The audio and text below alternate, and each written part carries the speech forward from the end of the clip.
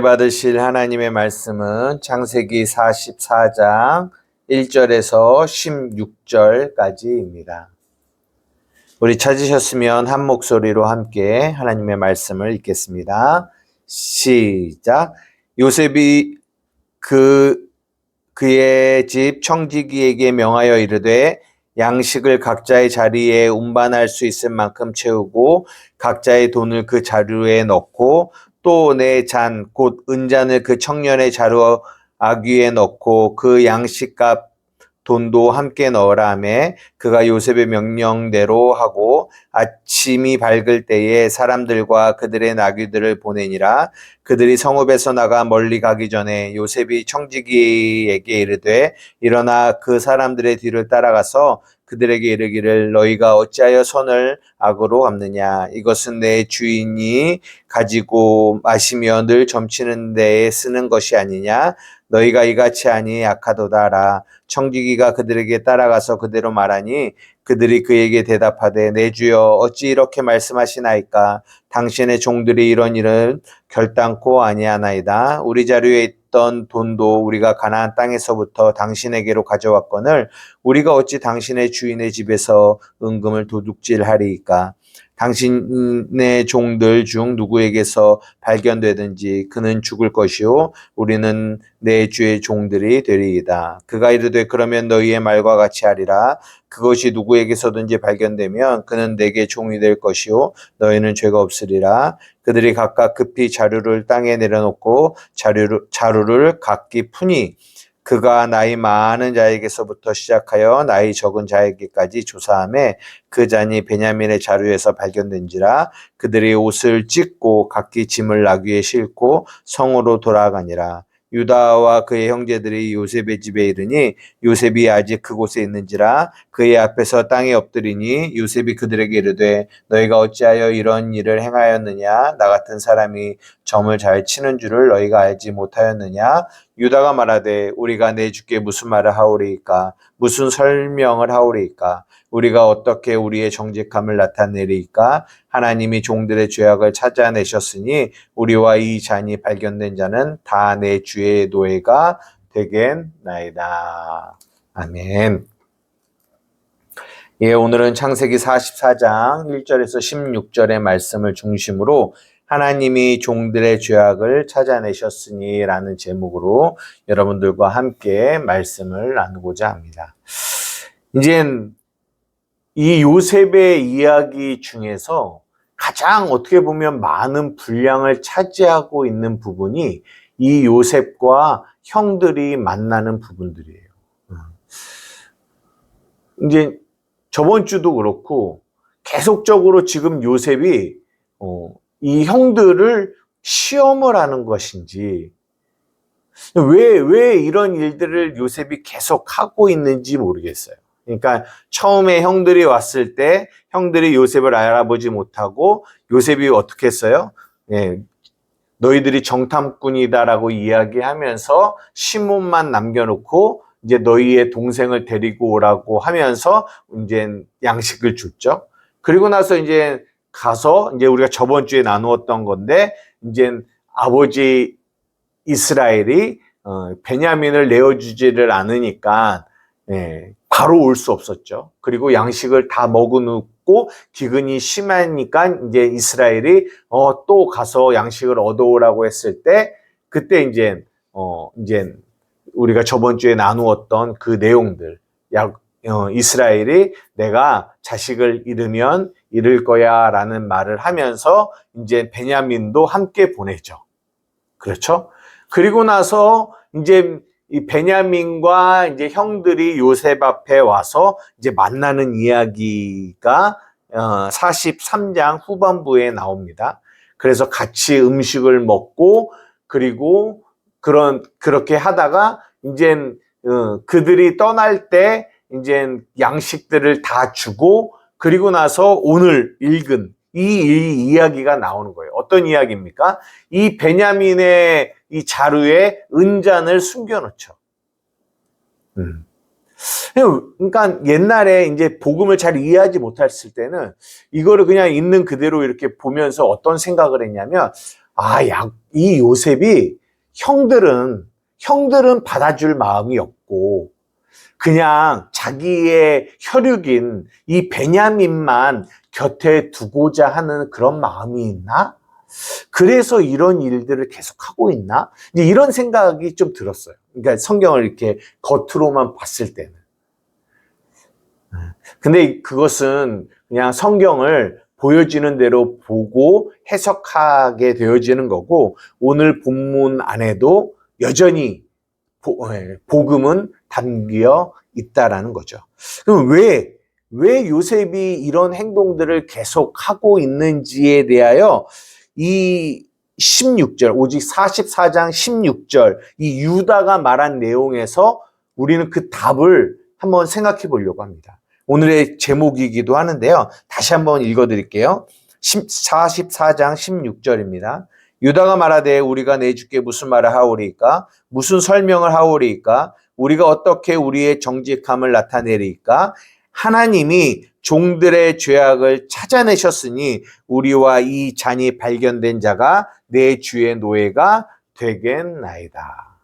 이게 무슨 말이냐면 이와 같은 이런 일들이 이루어지고 있는 이유가 뭐냐면 하나님이 종들의 죄악을 뭐한다? 찾아내고 있다라는 거예요. 찾는 일을 하고 있다라는 거죠. 발견하는 일을 하고 있다라는 거죠. 한번 생각해 보세요. 왜 그런 일들을 하나님이 하실까? 그거는 우리가 이미 저번 주에도 그 질문에 대한 답을 이미 말씀을 드렸습니다. 왜 하나님이 하나님의 종들, 하나님의 자녀들의 이 죄악을 찾아내실까?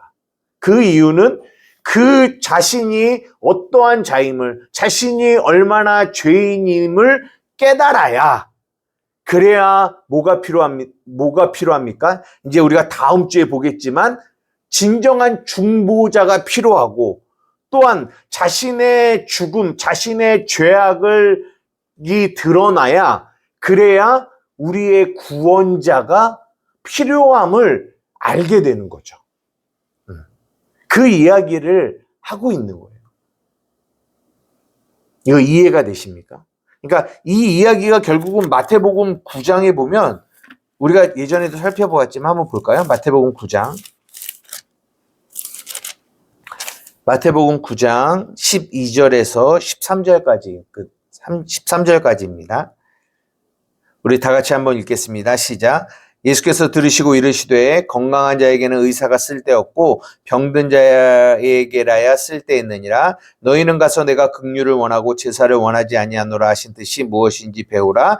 나는 의인을 부르러 온 것이 아니라 누구를 부르러 왔다? 죄인을 부르러 왔노라. 결국은 그들 안에 죄악이 발견되어져야, 다시 말해서 그들 안에 있는 죄악이 드러나야, 폭로되어져야 그들은 누구를 찾게 되냐? 구원자, 예수를 찾게 된다라는 거죠. 구원자를 찾게 된다라는 거죠. 그래서 하나님이 그 일을 하시는 거예요. 그들의 죄악을 찾아내시는 일을 하시는 거죠. 드러내는 일을 하시는 거죠. 이것은 심판의 목적이 있는 것이 아니라 뭐의 목적이 있다? 구원의 목적을 두고 있다라는 거예요. 여러분, 이 부분이 굉장히 중요한 부분입니다. 우리가 예를 한번 들어볼게요. 우리가 이제 그 천지창조에서 보면 6일 동안은 일을 하고 7일은 안식을 합니다. 그죠? 그 말도 어떤 의미가 담겨 있냐면 6일이라는 시간 동안에 일을 한다라는 거는 우리가 살아가고 있는 이 세상을 말해요. 6일, 이 율법의 세상을 우리가 살아갑니다. 그 세상 속에서 우리가 반드시 발견해야 되는 것이 있어요. 반드시 드러나야 되는 것이 있어요. 무엇이냐? 내 힘과 내 노력과 내 열심으로는 절대로 안식을 얻을 수 없다라는 것을 깨달아야 돼요. 내 힘으로는 절대로 내 노력과 내 열심과 내 일로는 안식을 얻을 수 없구나. 이것이 깨달아져야, 그리고 그것이 죄임을 발견해야, 그래야 7번째 진정한 안식에 들어가는 삶을 살아갈 수 있다라는 거죠. 그러니까 6일에 일하는 날이 없으면 7일의 안식을 경험할 수 없다라는 거예요. 같이 있는 거죠. 쌍으로 있는 거죠. 또 하나 예를 들어 보겠습니다.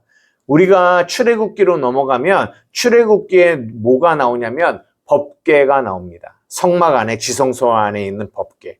그 법궤 안에 여러분 뭐가 들어있는지 혹시 아세요? 옛날에 우리가 이제 성경 퀴즈 대회 같은 데 하면 우리가 나오는 건데요. 뭐가 있냐면 10계명 그 돌판이 있죠. 그리고 또 뭐가 있어요? 만나가 있습니다. 광야의 그 만나. 그리고 또 뭐가 있냐면 아론의 상난 지팡이가 있습니다. 이 세 가지가 그 법궤 안에 들어있어요. 근데 여러분 이거 아세요? 이 10계명 돌판, 그리고 만나, 아론의 쌍난 지팡이가 무엇을 의미하는지 아십니까? 이 10계명 돌판은 이스라엘 백성에게 율법을 주셨잖아요. 그러나 그 율법을 어기고 그 율법을 지키지 못한 이스라엘 백성들의 죄악을 나타내고 있는 게 이 10계명 돌판이에요. 그리고 만나는 무엇입니까? 만나를 하나님이 광야 시대에 주셨어요. 그런데 이스라엘 백성들이 뭐 합니까? 원망해요. 원망. 그러니까 이 만나라는 것 안에 이스라엘 백성들의 이 불신과 원망이 담겨 있어요. 그리고 마지막에 이 아론의 쌍난 지팡이, 출애굽기에 저번 주에도 한번 말씀드렸죠. 저번 주에도 한번 말씀드린 것 같은데 뭐예요? 이 12지파가 이 지파의 리더들의 지팡이를 세워놓고 그 안에서 뭐예요? 아론의 지팡이에만 살구꽃과 열매가 맺었다라는 이야기. 이 이야기를 말씀드렸잖아요. 근데 이거는 뭘 상징하냐면 그 이스라엘 백성들이 하나님의 권위를 대적하는 내용이에요. 그 본문이. 그러니까 무엇을 말씀드리냐면 이 법궤 안에 이 10계명 돌판, 만나, 아론의 이 쌍난 지팡이는 결국은 무엇을 나타내고 있냐면 이스라엘 백성들의 죄악된 모습들을 담아놓고 있다는 거죠. 그러니까 그 인간의 죄악된 모습들을 보여주고 그 죄악을 예수 그리스도의 십자가의 은혜가 덮는 거죠.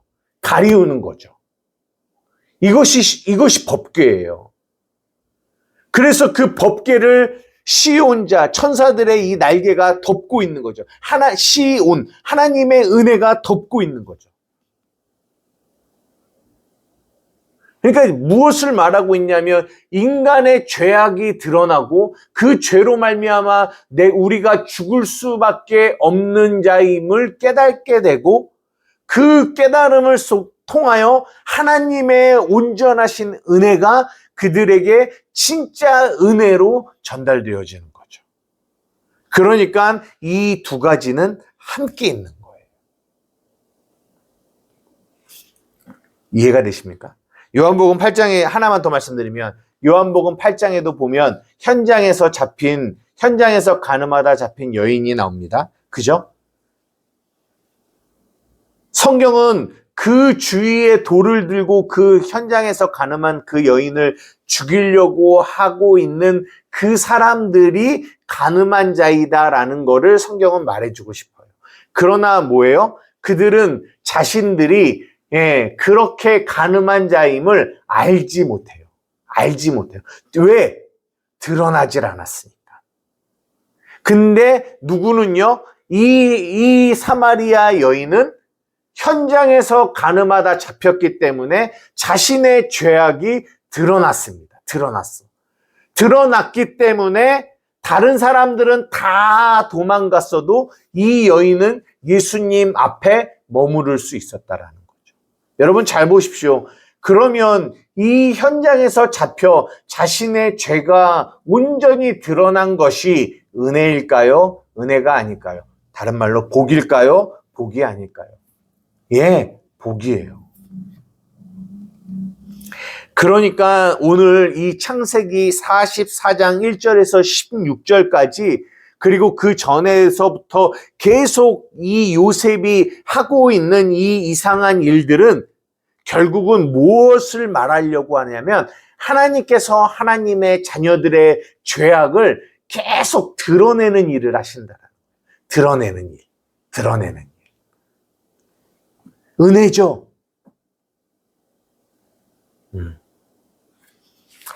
근데 이것을 가만히 보면서 우리의 지금 이 땅을 살아가고 있는 우리의 모습과 우리의 교회들을 한번 돌아보기를 원해요. 우리가 하고 있는 이 설교들을 보기를 원합니다.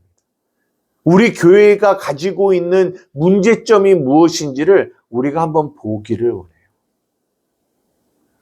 계속적으로 반복적으로 여러분들에게 말씀드리는 거지만 죽음이 있어야 부활이 있는 겁니다. 죄가 죄로 드러나야 그 죄로 말미암아 죽음이 우리에게 오고 그 죽음을 통하여 우리가 구원의 생명을 얻게 되는 거거든요. 그런데 이 땅의 교회가 우리 안에 뭐가 없어지냐면 이 죄에 대한 설교가 없어져요. 우리가 아까 마태복음 9장에도 말한 것처럼 건강한 자에게는 의원이 쓸 데가 없습니다. 왜? 건강하다고 생각하니까. 그럼 누구만 의원이 필요하냐? 병든 자만 필요합니다. 그런 것처럼 예수님은 의인을 부르러 온 것이 아니라 죄인을 부르러 왔다라고 말씀하십니다. 이게 무엇을 의미합니까? 누가 예수님이 필요로 하냐? 내가 죄인임이 발견되어진 사람, 드러난 사람, 현장에서 가늠하다 잡힌 사람, 그들이 예수님이 필요한 거예요. 구원자가 필요한 거예요. 구세주가 필요한 거예요. 나의 죄를 씻을 예수님이 필요한 거죠. 그런데 문제는 뭐냐? 이 땅의 교회가, 이 땅의 메시지들이 이 죄에 대하여 언급하지 않는다는 거죠. 죄가 드러나지 않는다라는 거죠. 죄를 감춘다라는 거죠. 왜? 죄를 말하면 사람들이 싫어하니까. 죄를 말하는 것보다 단지 위로해주고 격려해주고 이 땅에서 어떻게 살아가면 정말 멋진 사람으로서 남들이 보기에도 정말 선한 사람으로 살아갈 수 있는지 그런 어떤 좋은 방법들을 제시하는 그런 내용들을 좋아하니까. 정말 우리 안에 있는 죄와 우리 안에 감추어져 있는 이 죄들을 끄집어내는 그 일을 사람들이 싫어합니다. 그러니까 들으려고 하지 않아요. 들으려고 하지 않으니까 말하지 않는 겁니다. 그러니까 그것을 말하지 않으니까 그들은 자신이 죄인이다라는 생각을 하지 않는 거죠. 그 말인즉 나 같은 죄인을 살리시는 주님의 은혜를 필요로 하지 않는 교회가 되었다라는 것. 이거는 굉장히 무서운 일입니다.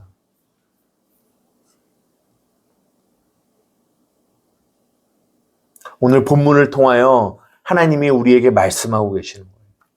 요셉의 이 일들을 통하여 하나님이 우리에게 말씀하시는 거예요. 하나님이 하나님의 자녀들의 죄를 찾아내신다. 발견하게, 드러나게 하신다는 거죠. 왜요? 심판하려고요? 왜요? 정죄하려고요? 아니요. 그 죄를 통하여 하나님의 은혜를 은혜되게 하시려고. 여러분, 우리가 하나님의 사랑을 왜곡하면 안 돼요. 하나님의 사랑. 하나님은 그냥 무조건 사랑하고 무조건 용서하는 그런 분. 하나님은 사랑이 충만하신 분이야. 하나님은 용서하시는 분이야. 그냥 무조건 하나님의 사랑, 하나님의 용서, 이쪽만을 계속 강조해서 하나님이 당신을 사랑하십니다. 하나님이 당신의 연약함을 위로하십니다. 당신의 상황을 위로하세요. 이렇게만 우리는 나아가면 안 된다라는 거예요. 하나님은 하나님의 공의가 있고 하나님의 사랑이 있어요. 이 두 가지가 함께 있습니다. 좌로나 우로나 치우치면 안 돼요. 근데 여기서 우리가 중요하게 봐야 될 거는 하나님의 공의가 있어야 하나님의 그 공의를 우리가 깨닫고 알아야 그래야 그 공의를 통하여 하나님의 사랑이 어떠한 사랑인지를 바르게 알게 된다는 거예요. 근데 하나님의 공의가 없이 단지 하나님의 사랑만을 강조하면 그것은 바른 복음이 될 수 없다라는 거죠. 여러분 생각해 보십시오. 하나님이 공의의 하나님이 아니라 그냥 사랑의 하나님이시기만 하신다면 그러면 십자가가 무엇이 필요합니까? 예수 그리스도의 죽음이 왜 필요해요? 그냥 용서하면 되죠. 그냥 사랑하니까. 예수 그리스도를 굳이 하나님의 아들을 이 땅에 보내셔서 십자가에 죽게 하시는 이유가 없다라는 거예요. 공의가 있는 거죠. 그 공의 안에서 우리의 죄악이, 인간의 죄악이 드러나야 돼요. 세상 말로 까발려져야 돼요. 그래서 우리가 얼마나 죄인임을 발견해야 돼요. 그래야지만 그 하나님의 공의 안에서 하나님이 우리를 위하여 나 같은 죄인을 살리시는 하나님의 은혜가 은혜로 드러나게 되는 거예요. 그래야지만 하나님의 은혜가 값싼 은혜가 아니라 정말 귀한 은혜임을 발견하게 된다는 거죠. 그러나 요즘에 우리가 막 은혜를 얘기하고 우리가 복음을 얘기하다 보면 하나님의 은혜를 얘기하잖아요. 하나님의 은혜를 이야기하고 하나님의 사랑을 이야기하면 우리가 이 한쪽으로 너무 치우쳐서 무엇을 놓치게 되냐? 하나님의 공의, 하나님의 의. 우리가 어떠한 죄인이었는지를 우리는 놓치게 된다는 거죠. 그래서 저저번 주일인가요? 주일에도 여러분들에게 말씀드린 것처럼 우리가 어떠한 죄인이었는지, 그래서 사도 바울이 말하는 것처럼 그때에 우리는 허물과 죄로 죽었던 자, 그랬던 우리였던 우리가 하나님의 은혜로 말미암아 이제는 예수 그리스도의 피로 하나님과 연합되고 하나 된 자가 되었습니다. 항상 사도 바울은 그때와 지금을 함께 우리에게 말씀해 주고 있다는 거예요.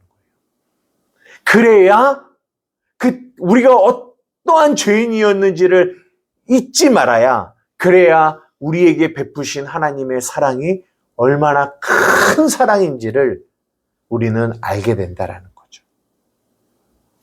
여러분,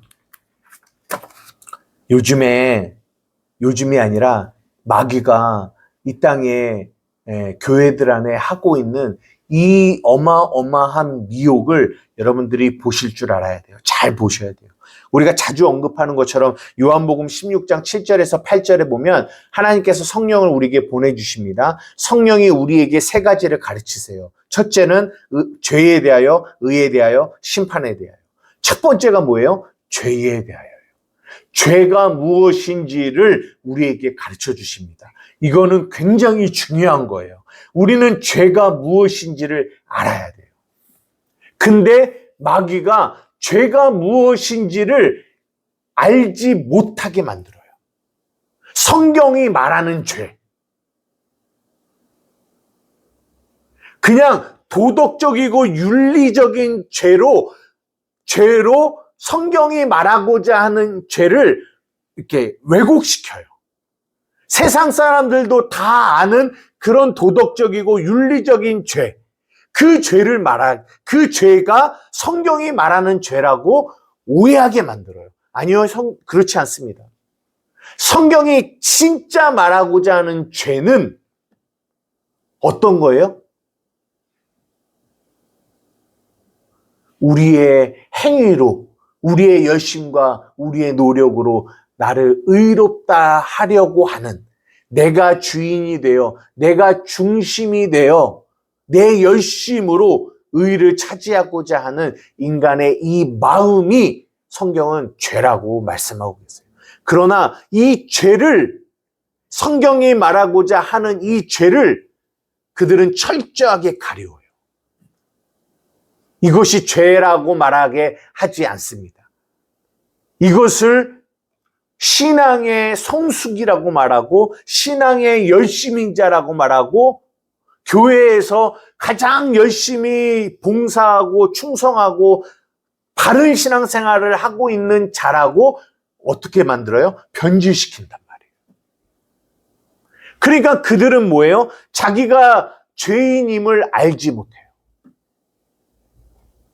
자신들에게서 나오는 그 열매들이, 자신들에게서 나오는 그 행위가 죄임을 알지 못해요. 그래서 로마서 10장에 사도 바울이 뭐라고 하냐면, 너희가 하나님께 열심은 있는데 너희가 지식이 없다.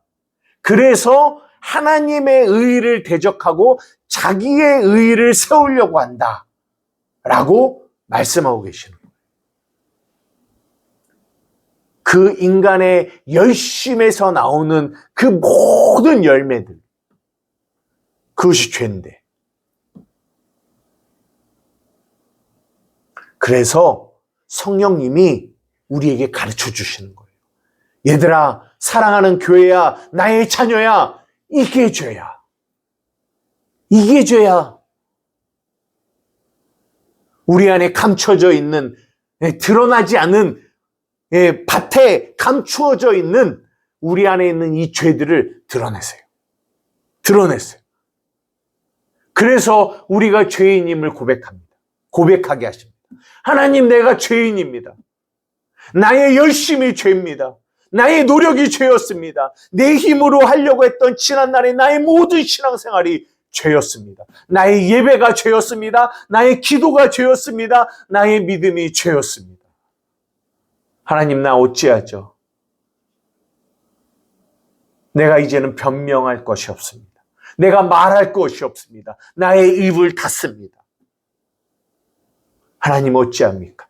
그때 우리는 진정 우리의 죄를 중보하시는 중보자가 되시는 예수님을 보게 된다는 거죠. 그래서 오늘 본문의 이야기 뒤에 유다의 중보의 이야기가 나오는 거예요. 말씀을 마치려고 합니다. 사랑하는 우리 한마음교회 성도 여러분, 우리 한마음교회가 정말 하나님이 원하시는 그 길을 향하여, 그 복음의 길을 향하여 나아가려면 오늘 본문이 말씀하시고 있는 것처럼 우리 안에 감추어져 있는 이 죄악들이 드러나야 돼요. 내가 얼마나 죄인인지를 날마다 발견해야 돼요. 그래서 사도 바울이 고백한 것처럼 나는 죄수 중에 괴수입니다라는 고백이 우리 안에 나와야 돼요. 그렇게 나의 죄악이 드러남으로 인하여 그 죄 가운데 은혜가 더해지는, 은혜가 충만한 역사가 우리 안에 있어지는 겁니다. 그런 은혜가 날마다 우리에게 있기를 주님의 이름으로 축복합니다. 하나님이 여러분의 삶에서 여러분의 죄악을 드러내실 때 그것은 여러분을 심판하고 정죄하기 위함이 아니라 여러분들을 살리기 위하심임을 여러분들이 꼭 잊지 말고 기억하시는 저와 여러분 되기를 주님의 이름으로 축복합니다. 기도하시겠습니다. 사랑과 은혜가 많으신 나의 아버지 하나님, 감사합니다. 오늘 이 본문을 통하여 하나님, 이 요셉이 한 이 모든 행동들이 결국은 하나님이 하나님의 자녀들에게서 죄악을 찾아내시려고 하시는 것이었음을 우리가 보게 됩니다. 지금도 동일합니다. 이 땅의 교회들, 하나님의 자녀들 가운데 하나님은 죄악들을 찾아내시고 발견하게 하시고 드러나게 하십니다. 그것은 그 죄들로 말미암아 하나님의 공의를 알게 하시고 그 공의를 통하여 하나님의 사랑, 하나님의 은혜를 은혜답게 알게 하기 위함입니다. 사랑하는 주님, 우리 한마음교회 안에 정말 이렇게 죄를 드러내시옵소서. 죄가 나타나게 하시옵소서. 우리 안에 있는 이 연약함들을 발가 벗기시옵소서. 그래서 우리의 마음이, 심령이 가난해져 하나님 앞에 나아가 하나님 애통하며 회개하며 오직 하나님의 의만을 구하는 우리 교회가 될 수 있도록 도와주시옵소서. 감사하며 예수님의 이름으로 기도드리옵나이다. 아멘.